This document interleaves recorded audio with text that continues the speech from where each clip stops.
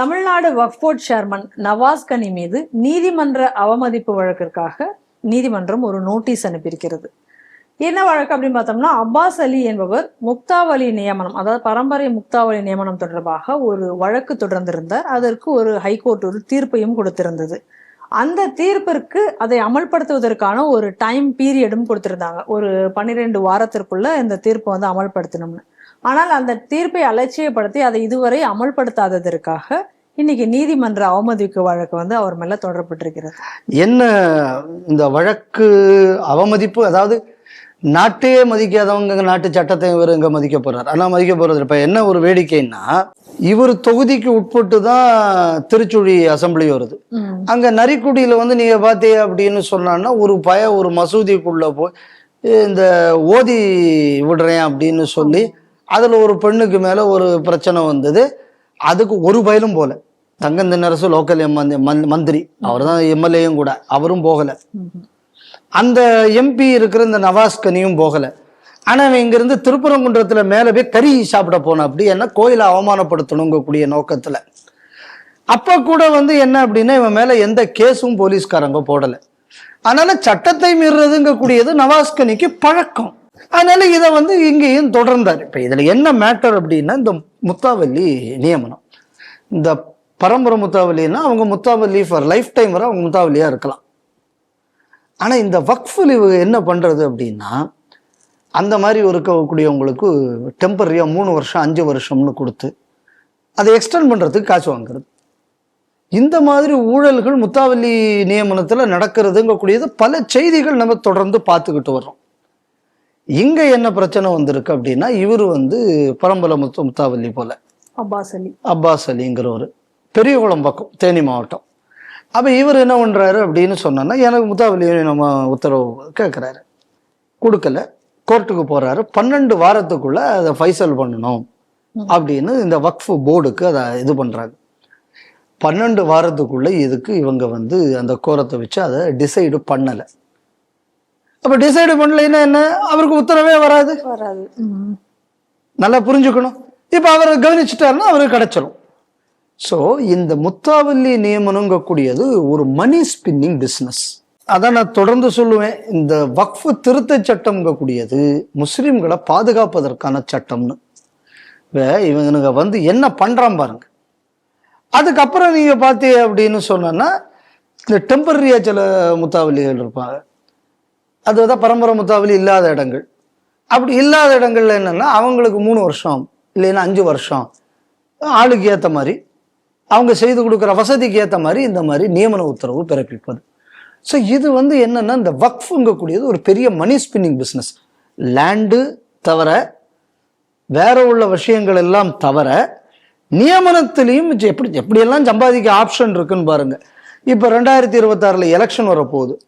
இந்த எலெக்ஷனுக்கு முஸ்லிம் லீக் கட்சி இருக்குல்ல, அதுக்குள்ள தேர்தல் நிதி திரட்டுற கமிட்டியில இவரை தலைவரா போட்டிருக்காங்க. சரியாத்தானே போட்டிருக்காங்க. ஏன்னா அவர் எல்லாத்துலயும் நல்ல நிதி திரட்டுகிறார் அப்படிங்கிறதுனால அவரை போட்டிருக்காங்க. எனக்கு தெரிஞ்சு இவருக்கு மேல வேற ஏதோ சிபிஐ கேஸோ ஏதோ ஒரு மத்திய இதுல ஏதோ ஒரு கேஸ் பெண்டிங்ல வேற இருக்கு. ஸோ அதனால இவர் ஒரு ஹேபிச்சுவல் அஃபெண்டர். அப்ப இவ்வளவு தைரியமாக நீங்க 12 வாரத்துக்குள்ள பைசல் பண்ணணும்னு சொல்லி கோர்ட்டு சொன்னதுக்கு அப்புறம் அதை செய்யவில்லை. இப்ப நீதிமன்ற தீர்ப்பை மதிக்காத ஒரு நபர் இன்னைக்கு அவர் கேஸ் போட்டிருக்காரு பெரியகுளத்துக்காரரு. என்னன்னா, என் 12 வாரத்துக்குள்ள என் கேஸ் நீங்க ஏன் பைசல் பண்ணல, அதனால அவர் மேல அவமதிப்பு போடுறேன்னு இப்ப நோட்டீஸ் விட்டுருக்கு. என் கேள்வி என்ன அப்படின்னா, இப்போ வக்ஃபை வைத்து கொள்ளையடிக்கிறார்கள் அப்படின்னு சொல்லி இந்த வக்ஃபுக்காக பலர் குரல் கொடுத்தாங்கல்ல, அப்படி எத்தனை பேர் இப்ப குரல் கொடுத்தாங்க? ஒரு வேலை வாய திறந்தானா? அப்ப இந்த வக்ஃப் திருத்த சட்டத்துக்கு எதிரான கூட்டங்கள் என்பது வக்ஃபை வைத்து கொள்ளையடிக்கக்கூடிய கூட்டங்கிறது உறுதியாச்சா? ஏற்கனவே வேற ஒரு வழக்கு வருது. வழக்கு வரும்போது என்ன சொன்னாங்க, இப்ப இந்த வக்ஃப் போர்டே இல்லை அப்படின்னு தமிழ்நாடு அரசு கோர்ட்ல சொல்லிச்சு. அதுக்கப்புறம் என்ன சொல்லிச்சு, நாங்க வக்ஃப் போர்டை நாங்க வச்சிருக்கோம் அப்படிங்கிற மாதிரி அடுத்த ஒரு இதையும் இந்த போர்டு தமிழ்நாடு அரசு சொல்லிச்சு. அப்ப நம்ம எதை கவனிக்கணும் அப்படின்னு பார்த்தா, வக்ஃபை வைத்து கொள்ளையடிப்பவர்களை ஊட்டி வளர்க்கக்கூடிய திராவிட முன்னேற்ற கழகம் ஆட்சி. அப்ப முஸ்லீம்கள் என்ன புரிஞ்சிருக்கணும் அப்படின்னா, இந்த வக்ஃபுங்கிறது என்ன, அவங்க முன்னோர்கள் இந்த மசூதி இல்லைன்னா தர்கா இந்த மாதிரியான அதை மையப்படுத்திய சில நற்காரியங்களுக்காக சொத்து எழுதி வைத்து அதை பாதுகாக்கக்கூடிய ஒன்று. இப்ப அதை கொள்ளையடிக்க, அதாவது உங்க முன்னோர்கள் எதற்காக ஒன்றை செய்தார்களோ அதை கொள்ளையடிக்கக்கூடிய ஒரு சட்டம், அதுக்கு பயன்படக்கூடிய ஒரு சட்டம், அந்த கொள்ளையை தடுப்பதற்கு ஒரு திருத்த சட்டம் வருது.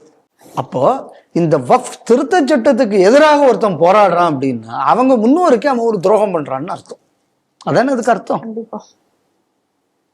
சரி, இதுக்கு முன்னாடி இந்த MKN ட்ரஸ்ட் அதிராமப்பட்டினம், அதுல ஆல்ரெடி என்ன அப்படின்னு சொன்னா, இந்த ஏற்கனவே இருக்கக்கூடிய ட்ரஸ்டீஸுக்கு மேல பல புகார்கள்.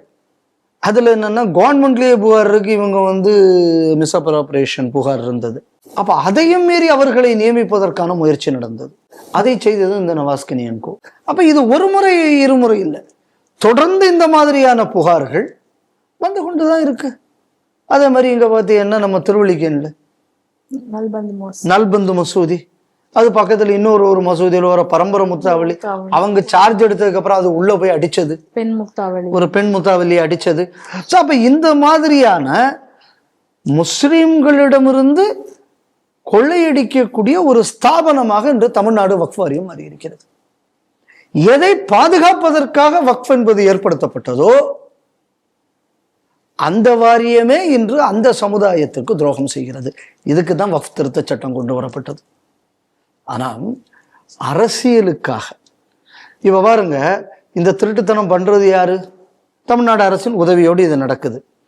ஆனா இந்த வக்ஃப் திருத்த சட்டத்துக்கு எதிராக இந்த துலுக்க சமுதாயத்தை வீதியில் கொண்டு நிறுத்துறது யாருன்னா திமுக. அவ எப்படி ஒரு வாக்கு வங்கியாக துலுக்கனை பயன்படுத்துறது மட்டும் இல்லாமல் அவங்களே கொள்ளையடிச்சதுங்கிறது இவங்களே செய்துக்கிறாங்க. அப்போ இன்றைய முஸ்லிம்கள் ஒரு விஷயம் புரிஞ்சுக்கணும், திமுகவின் வாக்கு வங்கி அரசியலுக்காக நம்ம சொந்த உரிமையை இழந்து இன்னைக்கு நடுத்தருவில் நிற்க வேண்டுமா? நமது முன்னோர்கள் எதற்காகலாம் மானியம் எழுதி வைத்தார்கள்? இன்னைக்கு பல வகாபி எலிமெண்ட்டை உள்ள கொண்டு விட்டானுவ விட்டு, பழைய பெரேல்வி முஸ்லிம்கள், சூஃபி முஸ்லிம்கள், அவங்க ஷியா முஸ்லிம்கள், அவங்களுக்குள்ள பல பரம்பரை பழக்கங்கள்லாம் இருக்கு. அதை எல்லாமே இன்னைக்கு இந்த வக்ஃப் போர்டு பல விஷயங்களை வைத்து தடுக்கிறது. அப்போ உங்க முன்னோர்கள் எதற்காக மானியம் எழுதி வச்சாங்களோ அந்த மானிய பணம் அதுக்கே பயன் இல்லாம அவங்களுக்குள்ள நோக்கத்தையே நாசமாக்கி இவங்க தலையில இவங்க கொள்ளி வச்சுக்கிறதுக்கு இவர்களை எப்படி என்று அரசியல்வாதிகள் பயன்படுத்துகிறார்கள். இதை இந்த சமுதாயம் என்னைக்கு புரிஞ்சுக்க போகுதுன்னு தெரியல. அப்போ நம்ம எதை கவனிக்கணும் அப்படின்னா, இன்னைக்கு நவாஸ் கனி ஹேபிச்சுவல் அஃபெண்டர், பல கேசஸ், பல இன்ஸ்டன்சஸ்ல நம்ம இதை பல செய்திகளில் நம்ம இதை பற்றி பேசியிருக்கோம் நம்ம ஸ்ரீ டிவியில். இன்னைக்கு ஒரு கண்டெம்ட்டு எதுக்குன்னா, கோர்ட்டுக்குள்ள ஒரு டைரக்ஷனை கம்ப்ளை பண்ணல, பரம்பரை முத்தாவல்லி இதில். அப்போ முத்தாவல்லிகளை இப்போ யாரு கண்ட்ரோல் பண்ணுறதுன்னு பார்த்தாச்சுன்னா, அதாவது வக்ஃப் போர்டுங்கக்கூடியது முத்தாவல்லியை நியமித்து அவர்களை கண்ட்ரோல் பண்ணுது அப்படின்னு சொன்னால் அந்த மசூதி தனக்குள்ள சுயசார்பை இழக்கிறது. அப்படிதானே? ஆமாம். நான் உனக்கு 3 வருஷம் போட்டு தருவேன், நான் உனக்கு 5 வருஷம் போட்டு சொல்றேன், நான் சொல்றதை நீ கேளு, இல்லைன்னா நான் சொல்றத நீ இருக்க முடியாது.